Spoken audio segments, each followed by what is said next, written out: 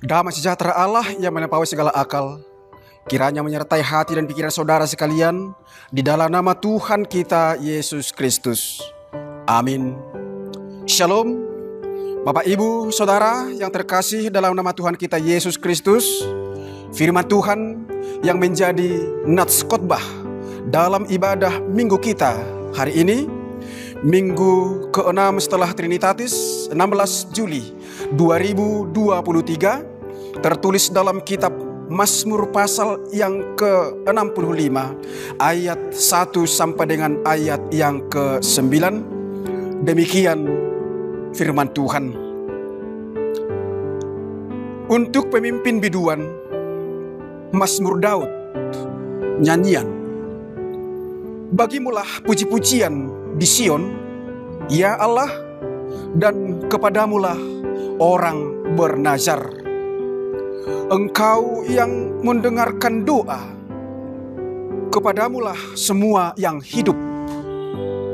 Karena bersalah, bila mana pelanggaran-pelanggaran kami melebihi kekuatan kami, Engkaulah yang menghapuskannya. Berbahagialah orang yang Engkau pilih dan yang Engkau suruh mendekat untuk diam di pelataran-Mu.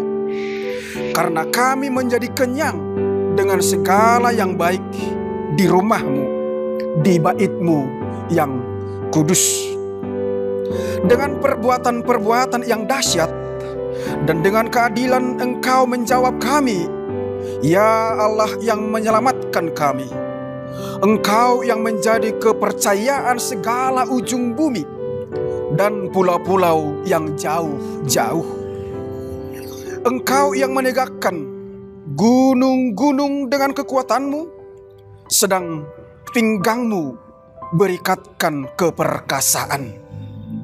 Engkau yang meredakan deru lautan, deru gelombang-gelombangnya, dan kegemparan bangsa-bangsa.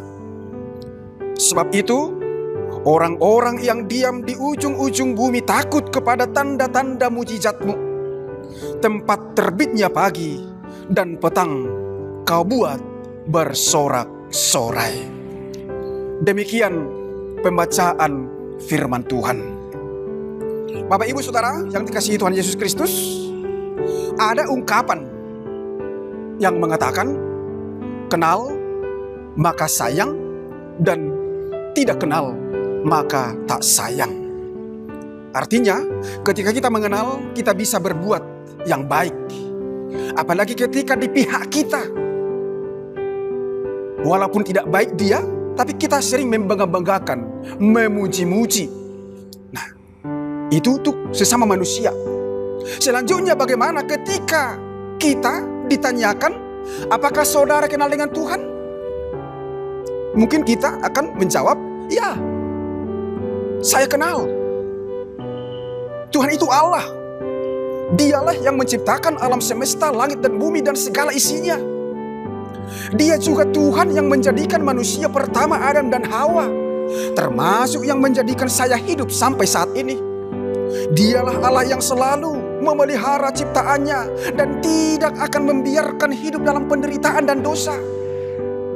Dialah Allah yang telah mengutus anaknya Tuhan Yesus Kristus untuk menyelamatkan dunia dari kuasa dosa dan maut dan lain sebagainya. Mungkin akan masih banyak dan panjang lebar jawaban yang bisa kita ungkapkan untuk menyatakan tingkat pengenalan kita terhadap siapa itu Allah, siapa itu Tuhan.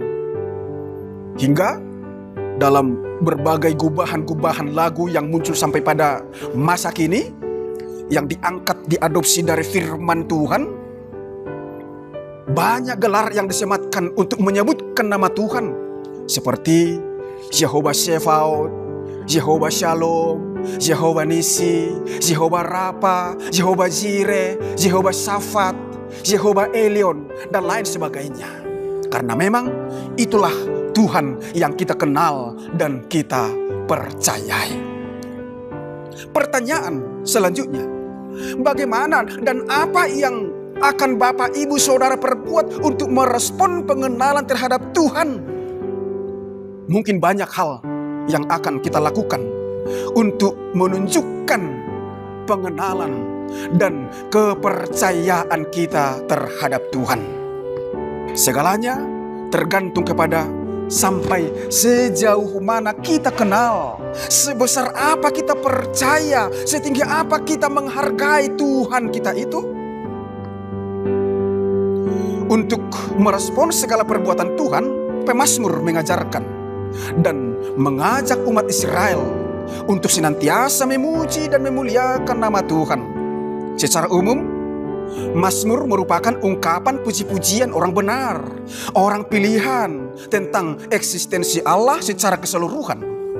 Dan ungkapan dalam mazmur ini dilatar belakangi oleh pengakuan syukur kepada Allah atas segala kebaikan dan kasih setianya yang telah dinyatakan oleh Allah melalui segala perbuatannya yang telah menciptakan creation, menjaga protection, dan menyelamatkan salvation, serta memberikan berbagai berkat kepada umatnya.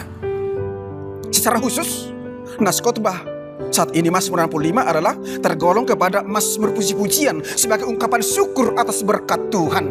Dikatakan dalam ayat pertama, untuk pemimpin biduan, Mazmur Daud. Sangat jelas menunjukkan bahwa pasal 65 ini merupakan nyanyian yang digubah oleh Daud sendiri. Dengan seluruh pengalaman hidup, pahit getirnya, bahkan termarginalkan oleh keluarganya sendiri. Itulah pengalaman Daud. Tetapi Tuhan tidak bisa dikibuli. Tuhan tidak bisa dibohongi. Tuhan memilih Daud menjadi raja yang masyhur dan membawa umat Israel terwujud menjadi bangsa yang besar. Pengalaman rohani Raja Daud diungkapkan dalam lagunya dan diajarkan kepada para biduan, pemimpin lagu ibadah Israel atau song leader kalau untuk ibadah-ibadah saat ini, untuk dinyanyikan dalam ibadah-ibadah Yahudi.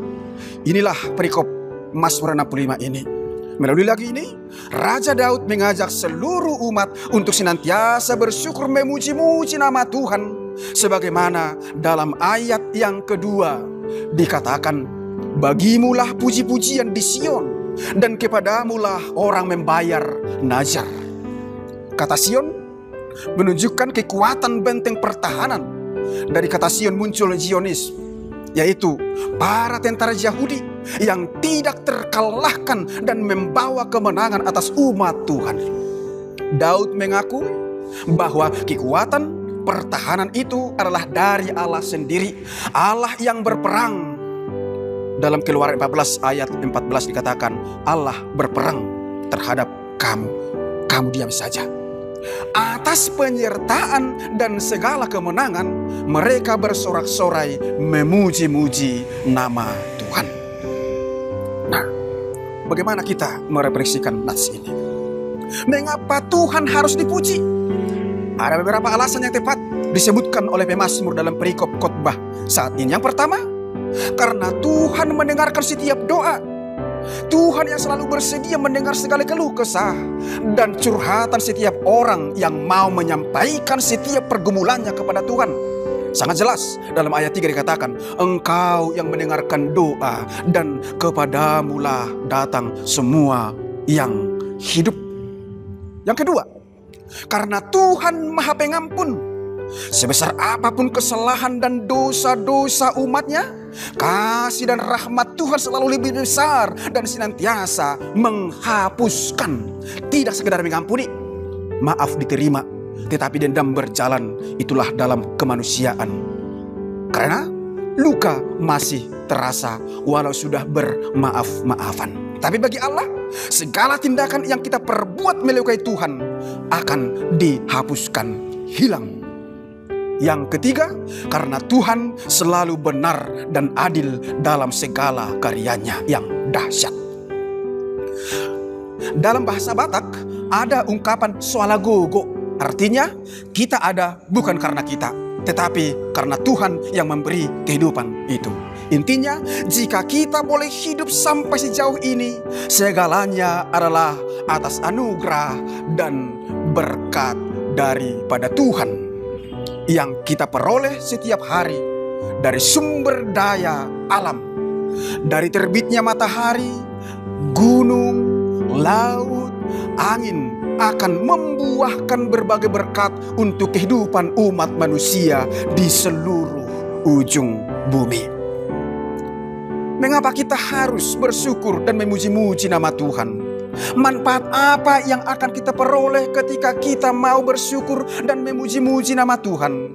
Pemazmur dalam nats ini menjelaskan, karena Tuhan selalu menyediakan segala sesuatu yang perlu dalam kehidupan umat yang datang berseru dan mendekatkan diri kepada Tuhan. Sebagaimana dikatakan dalam ayat yang kelima, berbahagialah orang yang engkau pilih dan yang engkau suruh mendekat untuk diam di pelataranmu.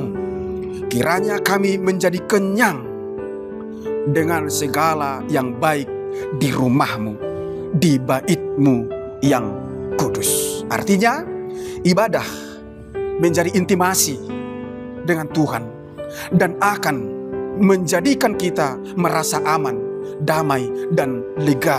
Sebagaimana Tuhan Yesus mengatakan dalam Matius pasal 11 ayat 28, datanglah kepadaku, aku akan memberikan kelegaan. Maka dari itu, melalui khotbah saat ini, pemazmur ingin mengingatkan kita untuk senantiasa mau bersyukur dan memuji-muji nama Tuhan. Dan saat ini saya mau tekankan, ingat, bersyukur akan membuat kita bahagia, dan memuji-muji akan membuat kita kuat dan semangat menjalani hidup ini. Bersyukurlah kepada Tuhan sebab Ia baik dan bahwasanya untuk selama-lamanya kasih setianya. Amin.